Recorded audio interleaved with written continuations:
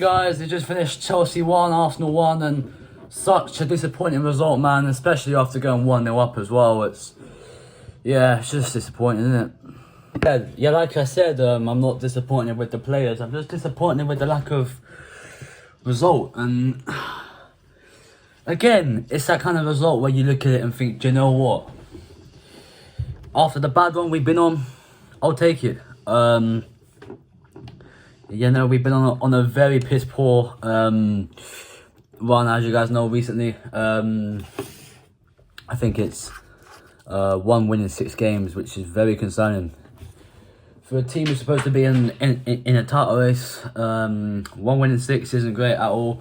That 1 win in 6, of course, came in the League Cup against Preston, so I'm not gonna sit here and go all jolly good about it, am I?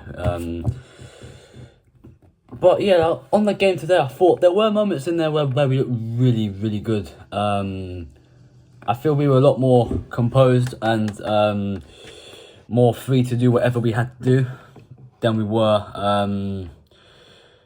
against Newcastle and against Inter Milan. And do you know what I'm saying? I feel we had more of the composure tonight than we did a few weeks back, and over the last few weeks especially. Martin Odegaard coming back, of course, huge boost for us. Absolutely huge boost for us. We've missed him to the core.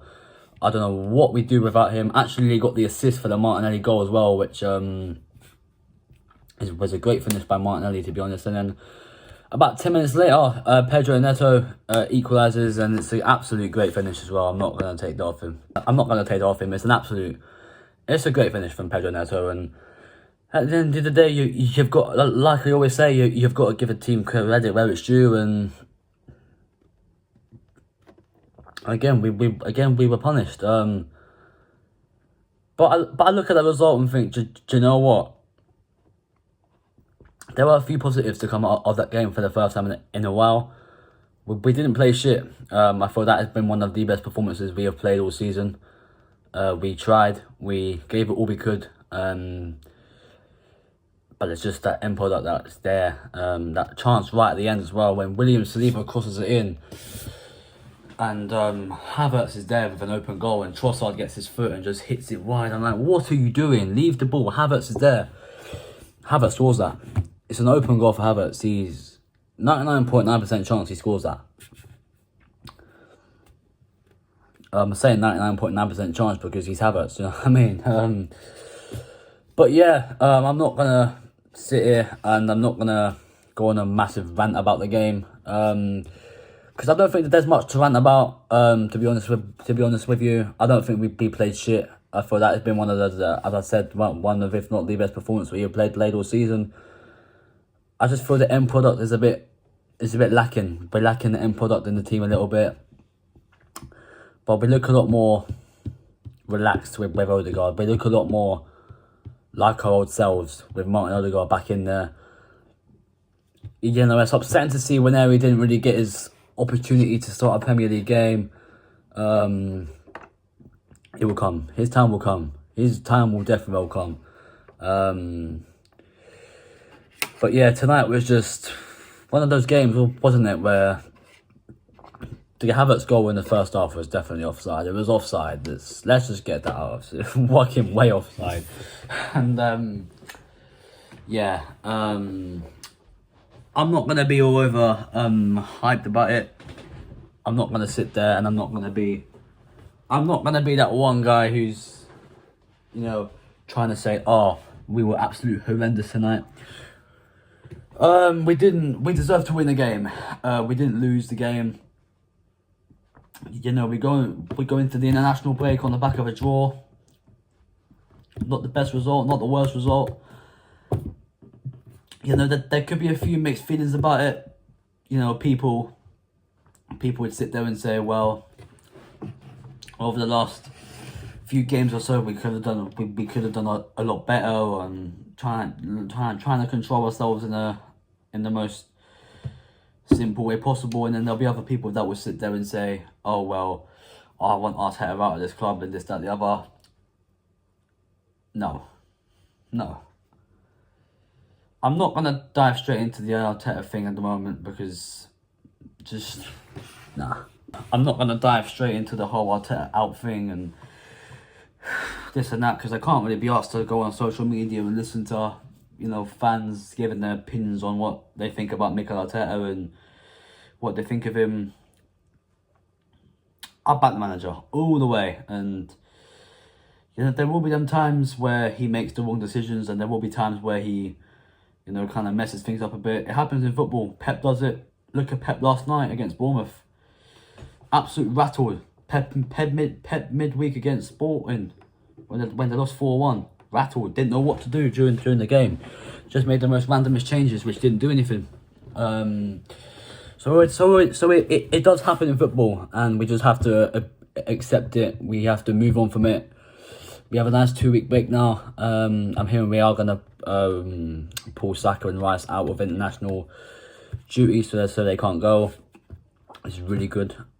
Odegaard's not going either, and we have a nice little 2-week rest now, and then we come back fired up for what's gonna be a very, very packed Christmas period. The fixtures we have, I've memorised them. I remember them off by heart. We come back. We play Forest at home. Again, Forest are in really good form at the moment. You know, it was an unfortunate result for them today. 3-1 defeat at home to Newcastle, but yeah, Forest are flying. Now we're way up to West Ham. Again, West Ham, never an easy place to go. I know you might sit there and think, well, look at the form where West Ham are on. Still not an easy place to go. And then we have Manchester United. I'm just basing it off Premier League games. And then we've got Manchester United at the Emirates. That's going to be the one I'm looking at thinking, Ruben Amorim, you know, he's coming into Manchester United. He's going to be he's going to want to beat us. And then you got Fulham away. Again, we lost that last season. Everton at home, which I think that's the game I'm going to in December. You know, if I do go to that, there will be a match day vlog for that, of course. And then we got Everton at home. And then I think we Palace away, Ipswich at home, and Brentford away, and then it's the new year. So there isn't many games to go. But we do have a nice run of fixtures now, to be honest, and it's that kind of back end to the year where you look at it and think, do you know what?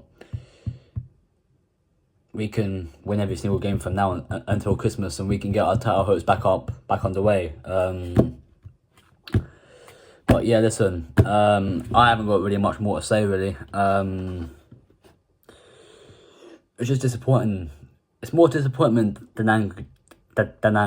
That's how I'm seeing it. I'm not disappointed. I mean, I'm disappointed, but I'm not angry. Let's dive into the player ratings. David Raya, I thought, had a decent game. Couldn't do nothing about the Neto goal. Do not even start with me. He had no chance. He had no chance with that Neto goal, and I'm gonna give Raya a 7. I thought his overall play was really good. It's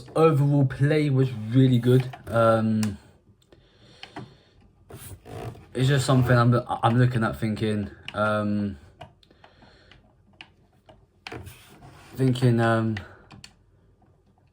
yeah, I'm looking at it and thinking, do you know what? He couldn't do anything with the Neto goal.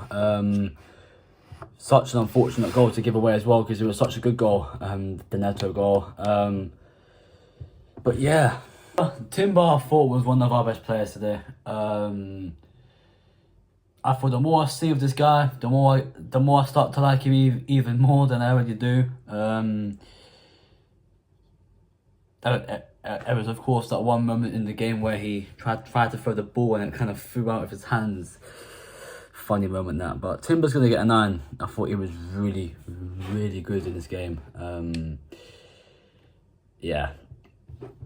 Timber's going to get a 9. Gabriel, he will get a 7. I thought could have done a lot better with his defending come that Pedro Neto goal, but I'm not going to sit there and moan about him. He'll get 7. William Saliba, Hasn't been the same since that red card. He'll get 6. He can get 6. Ben White, that's one of the worst performances I've ever seen by him. Jesus Christ. Like, Ben White, I love you all and you're on the back of this shirt and everything, but come on. Come on, man. Come on. You've got to do better up against Pedro Neto. Come on, man. He was getting absolutely annihilated by Pedro Neto. It was like Pedro Neto against fucking Eric Peters. What the fuck was that from Ben White tonight? That has to be one of his worst performances in an Arsenal shirt since he came to the club. And that says a lot.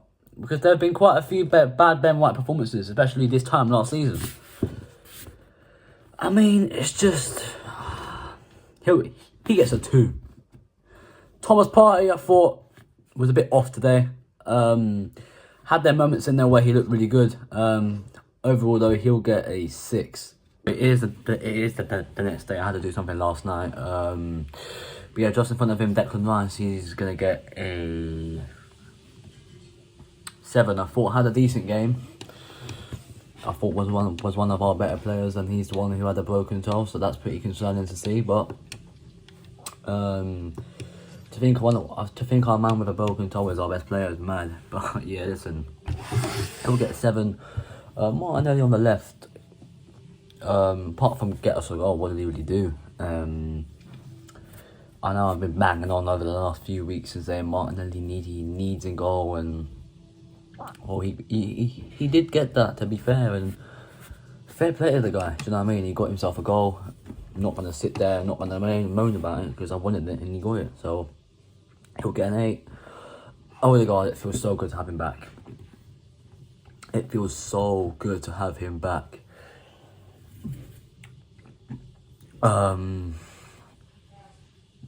So good. So good to have him back. You know, amongst the team again, involved in the squad. Actually, he played the full 90 minutes last night. And Odegaard back amongst the squad is absolutely phenomenal. It's great to have him back. So good. He's going to get a 9. Just because he come back, got himself an assist as well. Do you know what I mean? Was the best player on the pitch last night, in my opinion. He's just come back from injury, so that is how much he is important to this team. Odegaard is so important to this team and the way we play. If he's not there, the whole team is all over the place, and we can see that this season. So Odegaard's going to get a 9. Saka, I thought, was very poor. I thought Saka was really poor. Got put in a... got put in a spliff by Cucurella, to be honest with you. Not much I can really say there. Saka will get a 6, and Havertz up top, it looks like he split his head open again. Doesn't look good at all. There were reports I'm reading on it as well. It's actually saying it happened for a 3rd time in the dressing room when he took the headband off, and it was just a massive crack in his head about here, and blood just came pouring out. Oh god, it's not good signs to see. But his overall game, didn't think he done much wrong. Should have scored that chance in the end. What is Trossard doing? Not fucking... Do you know what I'm saying? What is Trossard playing at? If Trossard doesn't touch it, Kai Havertz is there to tap it in. But yeah, listen, that is... Havertz is going to get an 8. Because he did score, obviously, but he was offside, so... Yeah, there we go. That's all I'm going to say, really. If you're new man to hit that button, subscribe if you haven't already. And I'll see you soon. I'm out of here. Peace. The difference between disappointed and angry, and I'm disappointed. Really am. Not with the team.